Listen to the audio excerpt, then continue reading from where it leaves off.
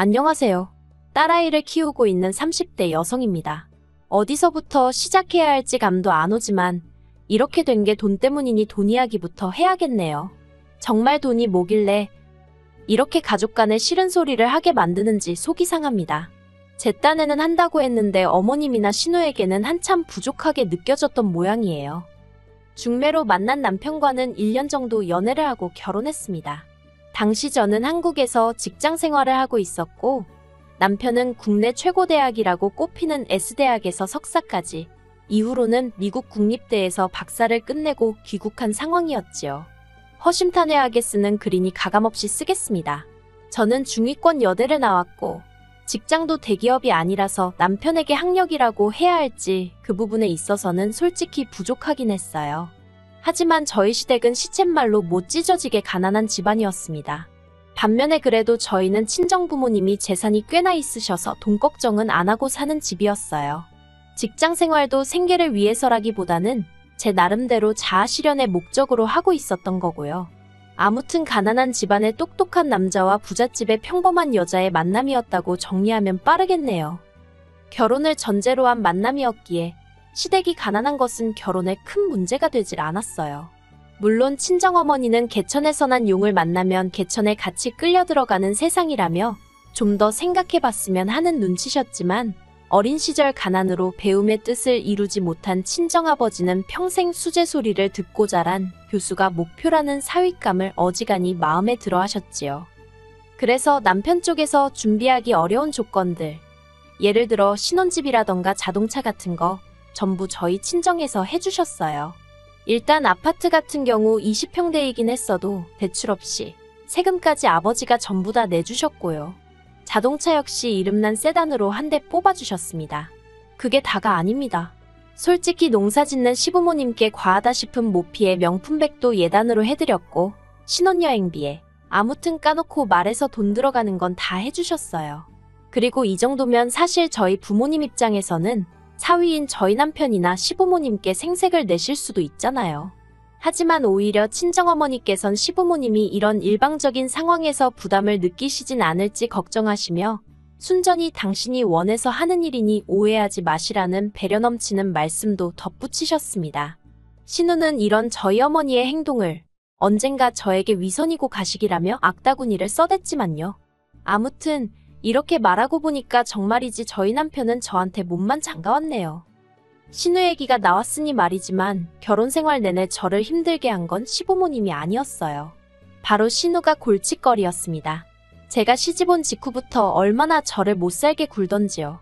어디서부터 이야기해야 할지 모르겠지만 일단 가장 기억에 남는 일 중 하나는 결혼 초 신우는 아예 대학도 안 나왔으면서 저만 보면 저더러 그저 그런 여대를 나온 주제에 자기 남동생처럼 똑똑한 남자를 낚아채다니 제주도 좋다는 소리를 해대던 거예요. 그리고는 걸핏하면 수준 차이가 나서 자기 남동생하고 말은 통하냐고요. 어이가 없었지요. 까놓고 말해서 신우 논리대로라면 신우는 저보다 가방끈도 짧았는데 그러면 자기는 자기 동생인 저희 남편하고 그동안 어떻게 의사소통을 했다는 건지. 솔직히 신우는 이후에도 저를 까내리기 위해서라면 앞뒤 가리지 않고 그게 자기 얼굴 침뱉기일지라도 일단 짓거리기 일쑤였네요. 그뿐만이 아니었어요.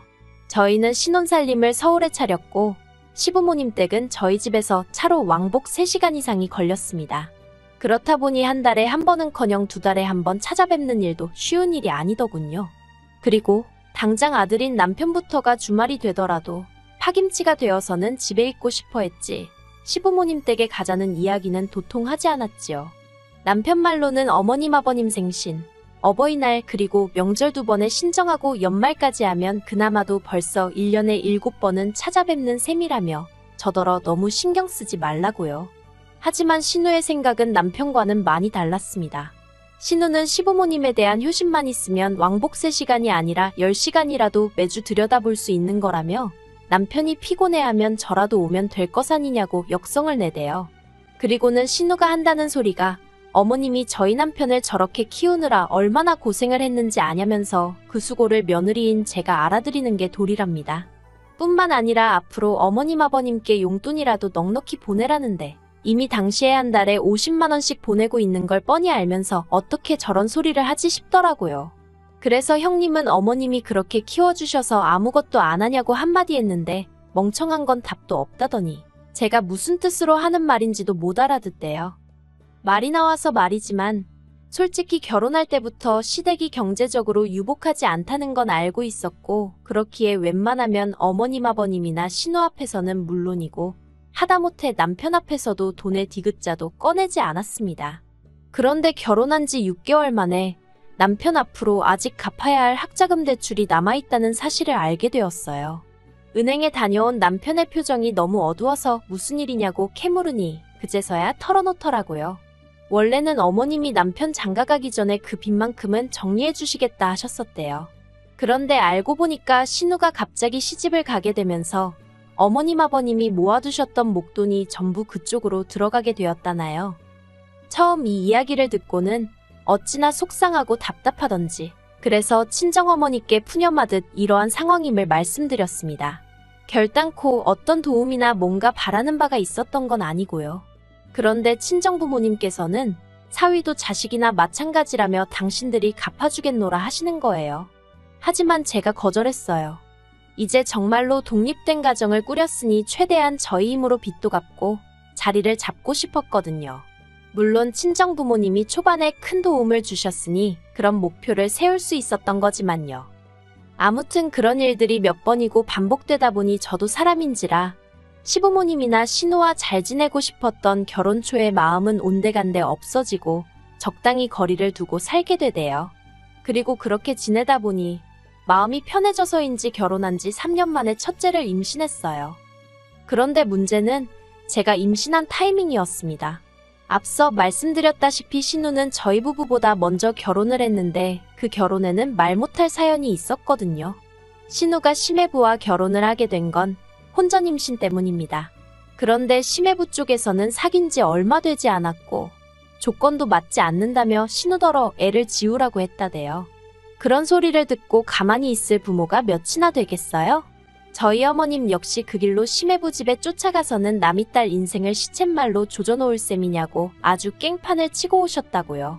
그런데 문제는 어머님이 신우배가 불러오기 전에 식을 올려야 한다고 서두른 탓에 결혼 이야기가 나오고 한 달도 되지 않아 번갯불에 콩 구워 먹듯 식을 올리고 혼인신고까지 했는데 신우가 유산을 한 거지요. 그러니 심해부 쪽에서 원망이 어마어마했답니다. 조금 더 지켜보고 시켜도 됐을걸. 저희 어머님 때문에 일을 그르쳤다고요. 그리고 그 이후로 신우가 임신을 간절히 바래왔다고 들었어요. 유산으로 인해 자기 시댁으로부터 제대로 사람 대접도 못 받고 있던 상황이었으니까요. 그리고 마침내 신우가 임신에 성공했는데 제가 정확히 2주 후에 똑같이 임신 소식을 알린 거지요. 신우가 아주 노발대발 난리도 아니었습니다. 임신한 자기가 그렇게 부러웠냐면서 따라할 게 따로 있지 어떻게 임신을 따라하냐고요. 그런데 웃긴 건 제가 임신 사실을 알게 된 게 신우보다 늦었을 뿐이지 개월수로는 더 빨랐거든요. 즉, 제가 신우보다 빨리 임신을 했던 거지요. 하지만 신우한테 설명을 해도 뭐 들을 생각을 안 하대요. 그리고 솔직히 신우의 그런 반응은 별로 신경도 쓰지 않았어요. 오히려 어머님이 저를 더 마음 아프게 하셨거든요. 어머님께서 하신다는 말씀이 왜 하필 지금이냐며 저더러 분위기 파악 좀 하지 그랬냐대요. 이미 한 임신이야 어쩔 수 없지만 그 소식을 꼭 지금 이 타이밍에 알렸어야 했냐고요. 황당하고 서럽고 어이가 없더군요. 막말로 다른 집 며느리들은 임신했다고 하면 어머님 아버님이 수고했다고 돈도 주고 선물도 사주고 그런다던데 저는 축하한다 소리도 제대로 못 들은 거예요. 솔직히 신우가 저에게 자격지심을 갖고 있다는 건 진작부터 눈치채고 있었어요. 하지만 적어도 어머님이 집안의 어른으로서 어느 정도 중립을 지켜주셨으면 큰 소리 날 일은 없을 거라 생각했습니다. 그래서 때때로 말도 안 되는 억지를 쓰는 신우의 편을 들고 계신 어머님을 보더라도 어머님 나름대로 집안의 평화를 지키기 위해 저러시는 거라고 이해하려 했지요. 하지만 제가 무슨 돌을 얼마나 닦은 사람도 아니고 결국 그날 일을 계기로 저도 가슴에 응어리가 맺히더군요. 그래서 그때부터 출산까지 시댁과 거리를 두고 지냈습니다. 원래도 어느 정도 거리는 유지하고 지냈지만 이후로는 임신 내내 명절이고 어머님 아버님 생신이고 한 번도 찾아뵙지 않았어요. 솔직히 마음이 편치만은 않았지만 보나마나 시댁에 가면 좋은 소리 못 들을게 뻔했고 그럼 제가 받게 될 스트레스가 전부 어디로 갔겠어요? 제 뱃속의 아이를 지키기 위해서라도 어쩔 수 없는 선택이었네요. 그리고 그 덕분에 저는 10달 꼬박 채우고 건강한 딸아이를 출산할 수 있었지요. 한편 딸아이를 출산한 이후로 저는 남편과 상의 끝에 다니던 회사를 관뒀습니다. 일단은 남편의 학자금 대출 상환이 끝났기도 했고 솔직히 제가 다니던 회사가 육아휴직부터 시작해서 다른 회사들과 마찬가지로 있어야 하는 제도는 다 있기는 했어요. 그런데 그거 다 쓰고 돌아온다 치면 제 자리가 남아있을 거란 보장은 없었지요. 설령 남아있다고 해도 그 자리에서 얼마나 제가 버틸 수 있을지도 알 수 없는 노릇이었고요. 그래서 그런 회사에 아득바득 일을 갈고 버티고 있을 바엔 차라리 육아에 힘을 쓰는 쪽으로 결론을 내렸습니다. 그리고 이후로 저는 저대로 아이 키우는 재미에 푹 빠져 지냈어요. 다만 출산 이후로는 이래저래 핑곗거리가 더는 없어서 남편과 함께 딸을 데리고 아버님 생신을 비롯해 지난 추석과 설에 시댁에 내려갔다 왔지요. 그리고 가족이 원래 그런 건지 싫든 좋든 어쨌든 어머님과 신우를 다시 만나게 되니까 이런저런 말도 한마디씩 나누게 되고 그러다 보니 사이가 좀 나아지는 듯 했어요. 아니, 적어도 저는 그렇게 착각을 했네요. 그러다 지난 2월이었습니다. 어머님 생신이라서 남편과 함께 딸을 데리고 시댁에 내려가게 되었지요. 하지만 솔직히 가고 싶지 않았어요. 어머님은 시시때때로 저 몰래 말도 안 되는 음식을 아이한테 주셔서 제가 그 부분에 몹시 민감한 상황이었거든요. 그리고 결국 일이 터지고 말았습니다.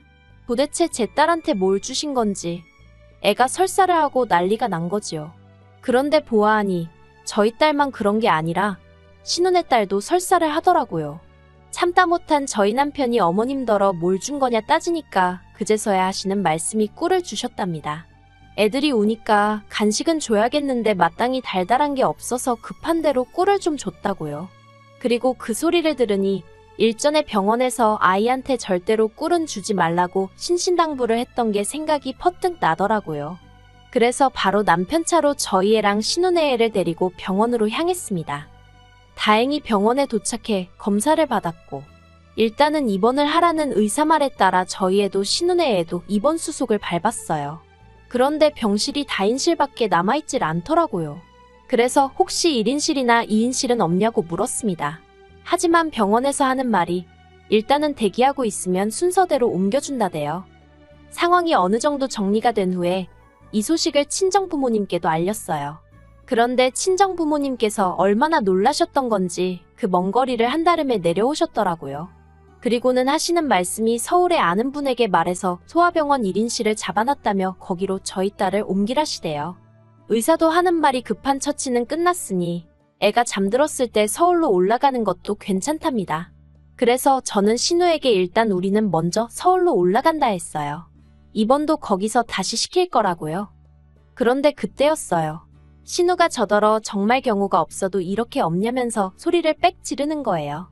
그리고는 한다는 소리가 아까 지나가면서 저랑 저희 친정어머니가 하는 얘기 다 들었다며 지금 서울에 있는 소아병원 1인실로 혼자 내빼는 거 아니냐며 저한테 따지고 들대요. 제가 무슨 말을 그렇게 하냐고? 신우야, 어차피 이 근처에 살지만 우리는 원래 서울에 사니까 서울이 더 편해서 그렇다고 조근조근 설명을 했습니다. 그런데 신우는 그게 중요한 게 아니라 자기 애는 이렇게 사람들로 바글바글한 곳에 두고 저희 애만 1인실로 옮기는 게 괘씸하단 거예요. 그리고 그때 저는 정말 솔직히 말해서 시조카가 아프니 신우 눈에 뵈는 게 없나 보다 생각했어요. 저도 엄마니 신우의 그 마음을 아예 이해 못할 것도 아니었고요. 그래서 친정어머니께 혹시 그 병실에 1인실 하나 더 없는지 물어봐달라 했는데 친정어머니께서 당신도 어렵게 부탁한 거라며 그건 좀 어렵겠다고 말씀하시더라고요. 그래서 신우한테는 고지곳대로 전하지는 못하고 그냥 없단다고 전했습니다. 그러자 신우가 한다는 말이 정말 가관도 아니었어요. 그러면 자기가 저보다 윗사람이니까 애들도 자기 애가 더 윗사람인 거라며 자기 애가 먼저 그 1인실을 써야겠다나요? 어처구니가 없어서 신우더러 그게 무슨 말도 안 되는 소리냐 했습니다. 그리고는 아픈 애들 두고 지금 형님이랑 말씨름하고 싶지 않다고 시조카 간호나 하시라고 쏘아붙였네요. 그리고는 저희 딸을 추스려 차로 데려가는데 어느새 뒤쫓아 나온 신우와 어머님께서 저와 친정어머니더러 돈 몇 푼 가지고 사람 무시하는 것도 분수가 있다며 적당히 하라는 거 아니겠어요? 아픈 애가 둘이면 병실도 2개를 잡아오던가 그게 아니면 먼저 윗사람한테 물어보는 게 경우라면서 돈만 있지 매너가 없답니다. 솔직히 저한테만 막말을 퍼부었다면 저 얼마든지 참았을 거예요.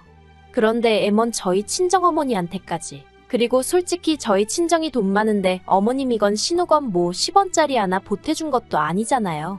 그래서 제가 신우더러 그쪽 모녀는 돈도 없고 매너도 없으니 참 안 됐다고 받아쳐버렸어요. 그러자 이번엔 신우가 저더러 저것 보라며 이제서야 본색을 드러낸다고 악을 쓰길래 네 딸이 아니라 네가 입원을 해야겠다고 가서 약이나 처먹으라고 해버렸네요. 그리고 그때였습니다. 저희 남편이 저와 저희 친정어머니더러 그만 상대하고 차에 타라더니 어머님한테 가서 화를 내더라고요. 가뜩이나 장인장모님 뵐 때마다 염치가 없고 죄송스러운데 이렇게까지 자기 얼굴에 똥칠을 해야겠냐면서요.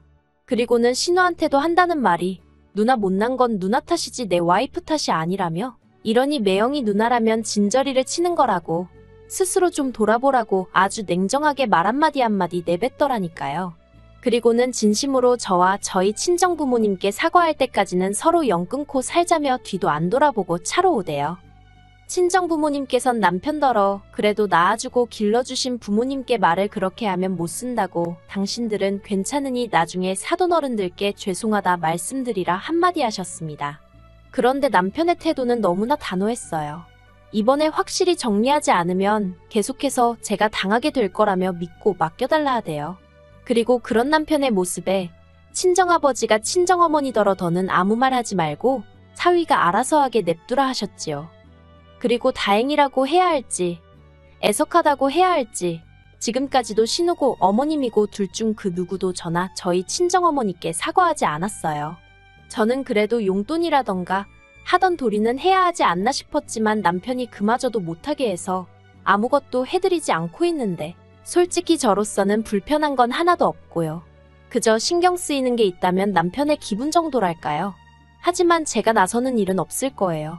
결혼 시작부터 그날까지도 저는 제가 할 수 있는 최선을 다했기에 그 어떤 후회도 없거든요. 앞으로는 그저 남편과 제 딸 그리고 저희가 이만큼 살 수 있게 도와주신 친정부모님만을 바라보며 가정을 꾸려나갈 생각입니다.